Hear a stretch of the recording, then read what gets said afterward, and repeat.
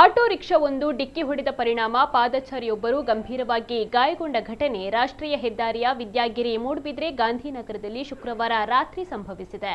ಗಾಂಧಿನಗರದ ಕರ್ದಬೆಟ್ಟು ನಿವಾಸಿ ಶಂಕರಾಚಾರ್ಯ ಗಾಯಗೊಂಡವರು.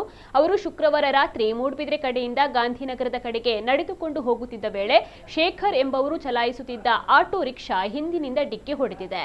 ಅಪಘಾತದ ತೀವ್ರತೆಗೆ ಶಂಕರಾಚಾರ್ಯರ ತಲೆಗೆ ಗಂಭೀರ ಸ್ವರೂಪದ ಗಾಯಗಳಾಗಿವೆ. ತಕ್ಷಣವೇ ಸ್ಥಳೀಯರ ನೆರವಿನಿಂದ ಅವರನ್ನ ಸಮೀಪದ ಆಸ್ಪತ್ರೆಗೆ ದಾಖಲಿಸಲಾಗಿದೆ.